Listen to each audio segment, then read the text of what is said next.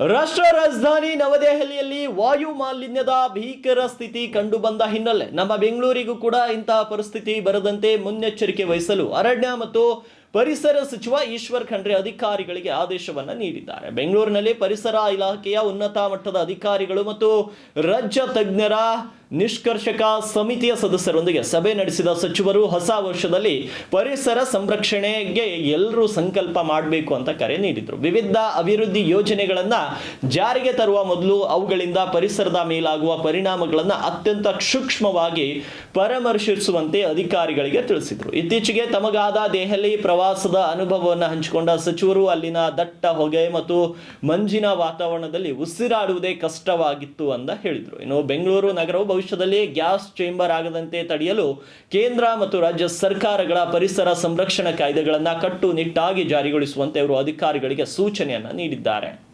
ನಾವು ಸೇವೆ ಮಾಡೋಣ ಅನ್ನುವಂಥ ಮಾತನ್ನು ಹೇಳಿ ಮತ್ತೊಮ್ಮೆ ತಮ್ಮೆಲ್ಲರಿಗೆ ಹೊಸ ವರ್ಷದ ಹಾರ್ದಿಕ ಶುಭಾಶಯಗಳನ್ನು ಕೋರಿ ಇವತ್ತು ನಮ್ಮ ನೆಚ್ಚಿನ ಮುಖ್ಯಮಂತ್ರಿಗಳಾದಂಥ ಸಿದ್ದರಾಮಯ್ಯನವರು ಇರ್ಬೋದು, ಉಪಮುಖ್ಯಮಂತ್ರಿಗಳಾದಂಥ ಡಿ.ಕೆ. ಶಿವಕುಮಾರ್ ಇರ್ಬೋದು, ನಮ್ಮ ಅರಣ್ಯ ಇಲಾಖೆ ಎಲ್ಲ ಕೆಲಸ ಕಾರ್ಯಗಳಿಗೆ ಅವರು ಸಹಕಾರ ಮಾಡಿದ್ದಾರೆ. ಹೆಚ್ಚುವರಿ ಅನುದಾನ ಬೇಕಾದರೂ ಕೊಟ್ಟಿದ್ದಾರೆ. ಮತ್ತು ಅನೇಕ ಕಠಿಣವಾದಂಥ ತೀರ್ಮಾನಗಳು ನಾವೇನಾದರೂ ತೆಗೆದುಕೊಂಡ್ರು ಅದಕ್ಕೆ ಬೆಂಬಲವಾಗಿ ನಿಂತಿದ್ದಾರೆ. ಉದಾಹರಣೆ ಏನಪ್ಪ ಅಂತ ಹೇಳಿದ್ರೆ, ಬೆಂಗಳೂರಿನಲ್ಲಿ ಸಾವಿರಾರು ಕೋಟಿ ರೂಪಾಯಿಯ ಏನು ಬೆಲೆ ಬಾಳುವಂಥ ಅರಣ್ಯ ಜಮೀನಿತ್ತು. ಆ ಜಮೀನು ನಾವು ತೆರವು ಮಾಡುವಂಥ ಸಂದರ್ಭದಲ್ಲಿ ಮಾನ್ಯ ಮುಖ್ಯಮಂತ್ರಿಗಳು ಸಂಪೂರ್ಣ ಬೆಂಬಲ ವ್ಯಕ್ತಪಡಿಸಿ ಇವತ್ತು ಪೊಲೀಸ್ ಇಲಾಖೆಯವರಿಗೂ ಅದರಲ್ಲಿ ನಮಗೆ ಸಹಕಾರ ಮಾಡಲಿಕ್ಕೆ ಸೂಚನೆಯನ್ನು ಕೊಟ್ಟಂಥದ್ದು ಒಂದು ಜ್ವಲಂತವಾದಂಥ ನಿದರ್ಶನ ಅಂತ ಹೇಳಬಹುದು. ಅದೇ ರೀತಿಯಲ್ಲಿ ಇವತ್ತು HMT ಕೇಸ್ ಇರ್ಬೋದು, ಈ ಥರ ಅನೇಕ ಪ್ರಕರಣಗಳಿದ್ದಾವೆ. ಸುಮಾರು 50,000 ಕೋಟಿ ಅಂತ ಹೇಳ್ಬೋದು. 50,000 ಕೋಟಿ ರೂಪಾಯಿ ಬೆಲೆ ಬಾಳುವಂಥ ಭೂಮಿ ಇವತ್ತು ಅರಣ್ಯದು ವ್ಯಾಜ್ಯ ನಡೀತಾ ಇದೆ ಉಚ್ಚ ನ್ಯಾಯಾಲಯದಲ್ಲಿ, ಸರ್ವೋಚ್ಚ ನ್ಯಾಯಾಲಯದಲ್ಲಿ.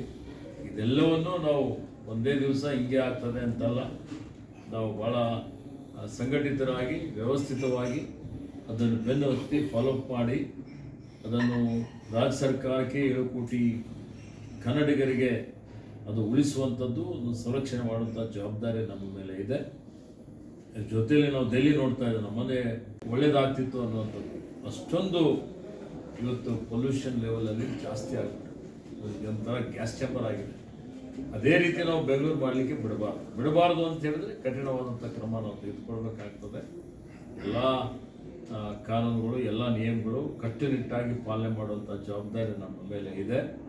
ಹೀಗಾಗಿ ಇದರಲ್ಲಿ ಎಲ್ಲರೂ ತಾವೆಲ್ಲ ಮಾಡ್ತಾ ಇದ್ದೀರಿ, ತಮ್ಮದೆಲ್ಲರ ಸಹಕಾರ ಸೇವೆ ಇದೆ. ಎಲ್ಲ ನಮ್ಮ ಸಿಬ್ಬಂದಿಯವರ ಕೆಳ ಹಂತದಲ್ಲಿ ಇಟ್ಕೊಂಡು ಎಲ್ಲರ ಸಹಕಾರ ತೆಗೆದುಕೊಂಡು ಅದನ್ನು ಅಚೀವ್ ಮಾಡಲಿಕ್ಕೆ ಪ್ರಯತ್ನ ಮಾಡೋಣ ಅಂತೇಳಿ ಮತ್ತೊಮ್ಮೆ ಎಲ್ರಿಗೂ ಶುಭವನ್ನು ಕೋರುತ್ತೇನೆ. ಧನ್ಯವಾದ.